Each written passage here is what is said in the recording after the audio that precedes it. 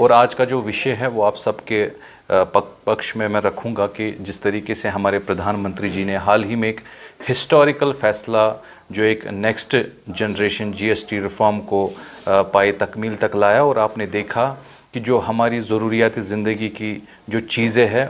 जहाँ पर वो काफ़ी जो टैक्स था उन पे जीएसटी का, तो वो 18% से 5% आया। किसी में आप देख सकते हैं 28% से कहीं ना कहीं 15% पे आया, तो कहीं पर तो बिल्कुल भी 0% के करीब किया गया।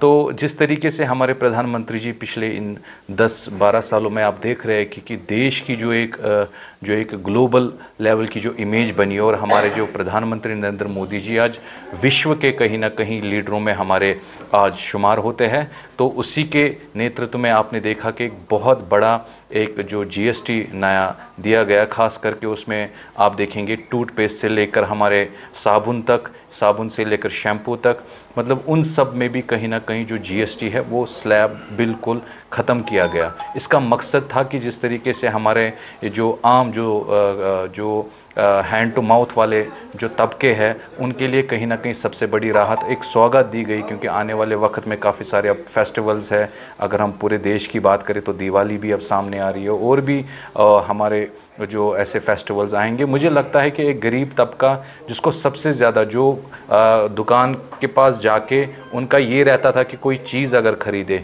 चाहे उनका फ्रिज है, हर एक के घर में यही शौक़ रहता है कि उनके घर में भी बाकी चीज़ें रहे, ताकि वो उन चीज़ों का इस्तेमाल करके जो आज सोसाइटी जो आज कहीं ना कहीं आगे बढ़ी है, और उनमें उनका भी कहीं ना कहीं वो उनका आगे रहे। तो आपने देखा होम अप्लायंसेस, चाहे फ्रिज है, वॉशिंग मशीन्स है, उसमें कहीं ना कहीं जो जीएसटी था वो काफ़ी हद तक अब ख़त्म किया गया। अगर हम कांग्रेस दौर की जो बात करें, काफ़ी वक्त तक हमारे कांग्रेस ने गवर्नमेंट चलाई, और इस तरीके के हिस्टोरिकल जो जीएसटी है, टैक्सेस है, क्योंकि आपको पता है पहले जब जम्मू कश्मीर की अगर हम बात करें तो लखनपुर से जब गाड़ी आती थी कोई भी माल लेके, किसी भी तरीके का जो यहाँ गुड्स आता था, तो उस पर अलग से टैक्स होता था, और जो वहाँ जहाँ से हमने ख़रीदा होता था, चाहे दिल्ली से ख़रीदा हो, महाराष्ट्र से ख़रीदा हो, वहाँ पर एक टैक्स होता था, और फिर जब यहाँ पहुँचता था तो तीसरा टैक्स लगता। तो कई प्रकारों के इसमें टैक्सेस होते थे।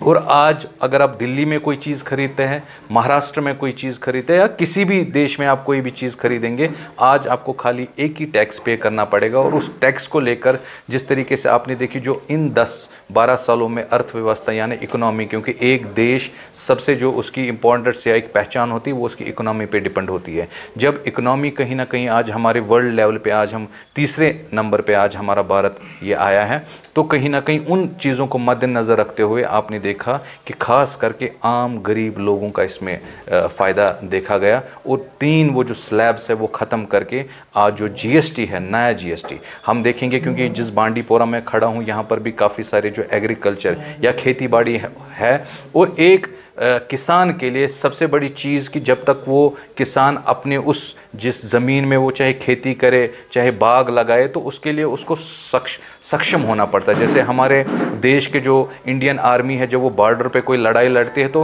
वो बिल्कुल जदीद तरीन टेक्नोलॉजी से चीज़ों से लेस होते हैं। तो ऐसा ही एक किसान भाई भी हमारा होता है, जब तक उसके पास जदीद तरीन टेक्नोलॉजी के चाहे ट्रैक्टर्स हो या ऐसी मशीनरी हो, मोटर्स हो, जब तक कि वो उनके पास नहीं होगा, एक किसान कामयाब नहीं होता है। और आप देखिए सबसे ज़्यादा एग्रीकल्चर को भी इसमें, आप ट्रैक्टर का देखिए कितना जीएसटी होता था, आज वो उसी जीएसटी को मुझे लगता है आधा जो 50% के करीब घटा के कहीं ना कहीं हमारे एग्रीकल्चर के भाइयों को भी ये लाभ मिला है। आप भी क्योंकि